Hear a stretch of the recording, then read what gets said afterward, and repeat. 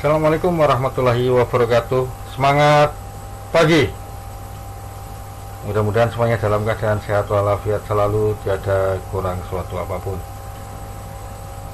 Oke, dalam kesempatan ini saya akan mencoba berbagi ilmu tentang penanggulangan bencana yang ada di Indonesia atau yang kita lakukan di Indonesia. Salah satunya adalah bidang manajemen shelter. Oke, sebelum kita masuk ke inti tentang manajemen shelter, izinkan saya untuk memperkenalkan diri. Oke, nama saya Kresno Aji Setionegoro. Saat ini saya bertugas di Kementerian Sosial Republik Indonesia pada Direktorat Perlindungan Sosial Korban Bencana Alam selaku analis bencana. Alhamdulillah, beberapa kali saya mengikuti pelatihan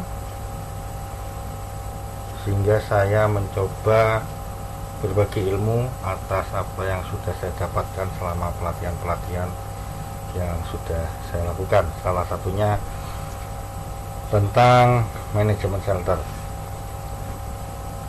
Oke, ini dasar hukumnya tentang manajemen shelter. Ada Undang-Undang Nomor 24 Tahun 2007 tentang penanggulangan bencana. Lalu ada Undang-Undang Nomor 11 Tahun 2009 tentang kesejahteraan sosial.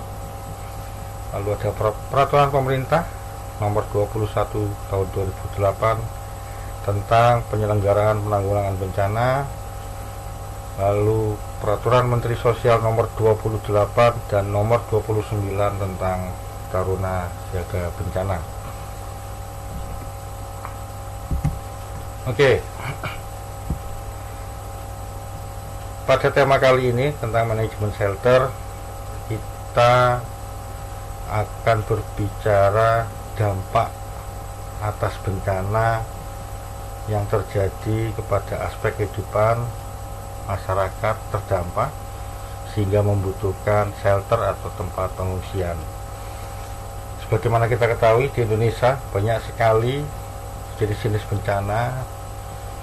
Ada tanah longsor, gempa bumi, tsunami atau gelombang pasang atau lebih dikenal dengan gelombang rob, banjir rob yang biasa menerjang wilayah pesisir kepulauan di Indonesia.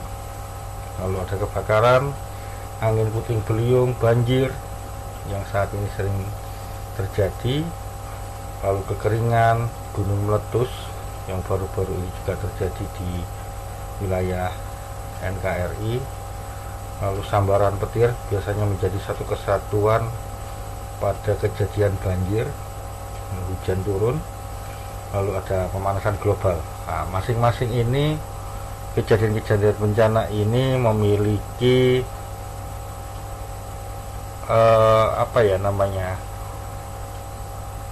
penanganan yang berbeda. Karena yang pasti dampak dari bencana ini akan menimbulkan kerugian-kerugian baik materi maupun imaterial. Salah satunya adalah korban manusia. Oke.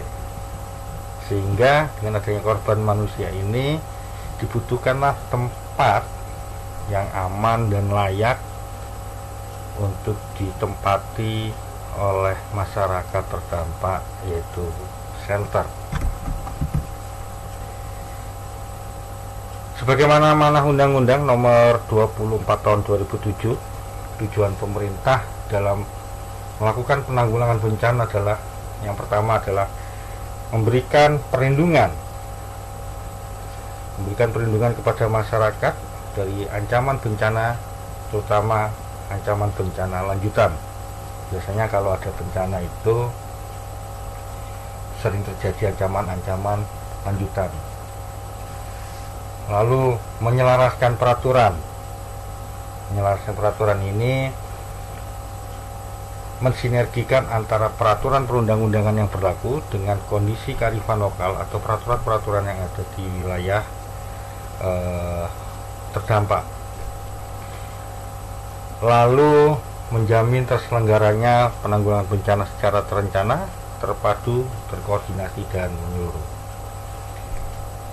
Selain itu, dalam penanggulangan bencana harus menghargai budaya lokal. Kearifan lokal harus dijunjung tinggi. Biar bagaimanapun dalam manajemen shelter, karena user utamanya adalah manusia, maka kita harus bisa menjunjung tinggi tentang kearifan lokal yang berlaku di wilayah tersebut. Lalu yang pasti adalah membangun partisipasi dan kemitraan publik dan swasta. Jadi bisa saja dalam manajemen shelter ini kita bersama-sama menanggulanginya, bekerja sama baik dengan pihak swasta, contoh dari perusahaan-perusahaan yang ada di sekitaran wilayah terdampak, lalu LSM baik dalam negeri maupun luar negeri, untuk bersama-sama bergotong royong untuk menanggulangi bencana yang terjadi di wilayah terdampak. Dan yang terakhir adalah mendorong semangat gotong royong. Nah, ini biasanya masyarakat yang sepenanggungan dengan adanya bantuan, partisipasi, kemitraan publik dan swasta bersama-sama bergotong royong untuk mengembalikan kondisi yang normal. Lalu membangun kesetiakawanan dengan adanya semangat gotong royong, secara otomatis kesetiakawanan untuk saling bahu-membahu juga akan tercipta.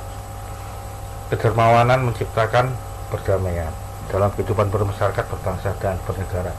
Kedermawanan adalah masyarakat yang secara finansial berlebih akan menyumbangkan rezekinya untuk dapat meringankan beban. Lalu yang pasti adalah menciptakan perdamaian, karena apa? Dalam manajemen shelter itu kita menyatu padukan visi misi dalam satu pemikiran yang sama, yaitu adalah menanggulangi kondisi bencana untuk bisa kembali normal.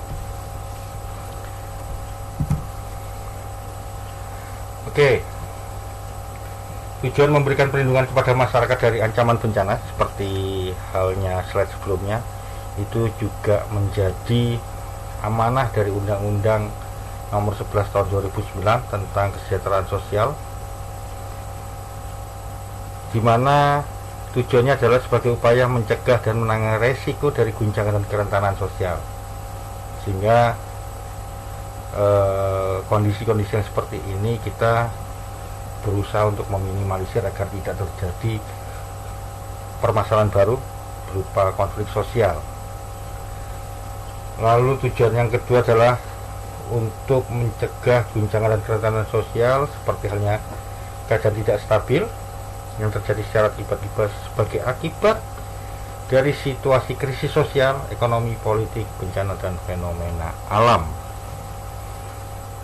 Jadi Kementerian Sosial dalam menjalankan amanah Undang-Undang Nomor 11 2009 tersebut berupaya untuk mencegah serta menangani resiko dari guncangan dan kerentanan sosial. Jadi suatu masalah yang terjadi dalam penanganan bencana atau penanggulangan bencana dapat diminimalisir agar tidak terjadi konflik baru. Oke, itu sedikit penjelasan awal tentang manajemen shelter pada sesi ini. Saya akan melanjutkan penjelasan tentang manajemen shelter ini pada sesi selanjutnya, pada sesi yang kedua. Mudah-mudahan apa yang saya sampaikan pada sesi kali ini bisa memberikan wawasan baru, ilmu baru pada teman-teman sekalian.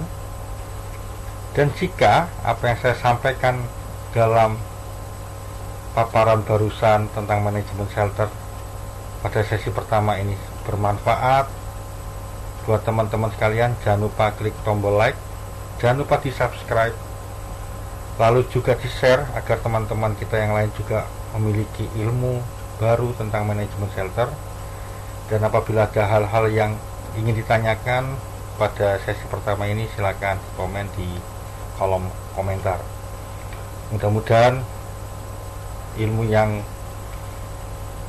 saya sampaikan ini sangat bermanfaat. Sekali lagi saya Kresno mengucapkan terima kasih atas waktu dan kesempatan teman-teman berikan. Demikian, wassalamualaikum warahmatullahi wabarakatuh. Semangat pagi.